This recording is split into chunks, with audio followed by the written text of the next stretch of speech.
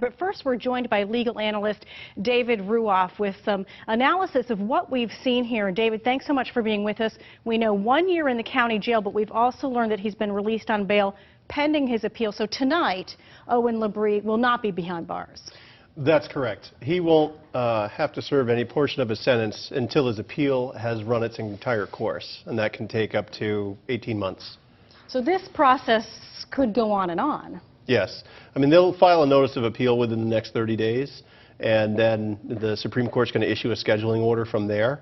And, you know, that process typically takes 18 months. One of the big components of this is the fact that he needs to register as a sex offender. And some charge that it amounts to a life sentence. Does he have any recourse now with this sentence?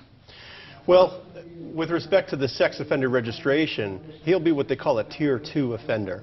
So 15 years after completion of the sentence for that specific offense, he could ask the judge for permission to get off the list. Whether that'll ever happen 15 or 16 years from now, we don't know. What do you make of the 1 year in the county jail sentence? The New Hampshire Coalition Against Domestic and Sexual Violence called it a small consolation in their press conference just a moment ago. I understand. I'm not surprised by the sentence. I would have been surprised if he had received a state prison sentence because of the convictions for which he was sentenced. The judge was very careful about parsing out that he wasn't sentencing him for convictions upon which he was acquitted. But, you know, 12 months is a long time, and it's still fairly close to what the state was asking for. They were just asking for it to be a little more time, but at the state prison with time off if he was able to complete that sex offender treatment program. And Dave, if you're, and I know we're speculating now, but if you're the defense and you're putting together this appeal, what kind of different routes may they take that would differ from the one that has led to a conviction and a year behind bars? Well, everything's on the table with respect to the appeal. They'll be able to take a look at all the motions that were filed, all the rulings the judge made, and re-argue those again on appeal. Mr. Labrie will also probably have the chance to ask another lawyer to review to see whether or not, you know, his defense attorney, Mr. Carney, provided adequate representation of him in the defense of this case. So there are all sorts of things that are still available to him over the next 18 months. We heard during the victim impact statements members of the victim's family saying, make a statement, send a message about what happened here. Does the judge factor that into the sentencing? Absolutely. We call that deterrence, specific and general deterrence. That's one of the things I think the judge was most concerned about, was sending a message to other young men that are out there that are similar to Mr. Labrie.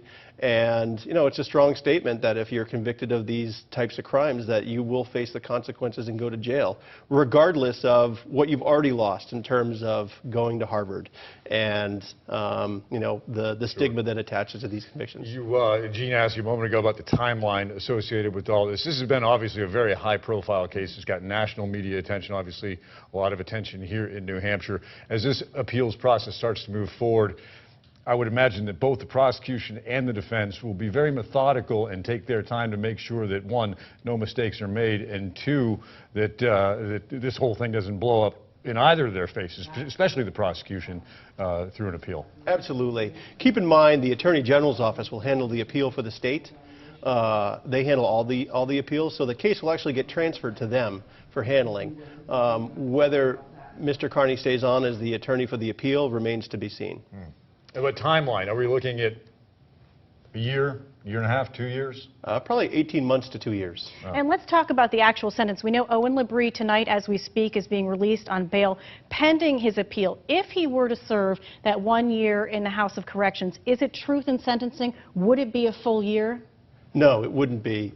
For House of Correction sentences, they actually get a third of the time off if they behave themselves, so it would actually be 8 months behind the wall. And from your experience and for our viewers' benefit, what is the difference between serving time in the state prison and serving time at the House of Corrections?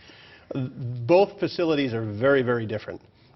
State prison is where a lot of hardcore criminals are, a lot of repeat offenders, a lot of people that are there for very serious felonies. The county correctional facilities tend to be house inmates that are lower risk, small-time offenders. and people that are awaiting trial. And I do want to ask you very quickly, 1-year sentence for the conviction.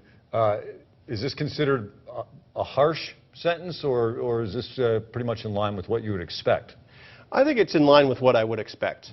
I think it is something that a lot of people that have followed the case are not surprised at a 12-month stand committed sentence.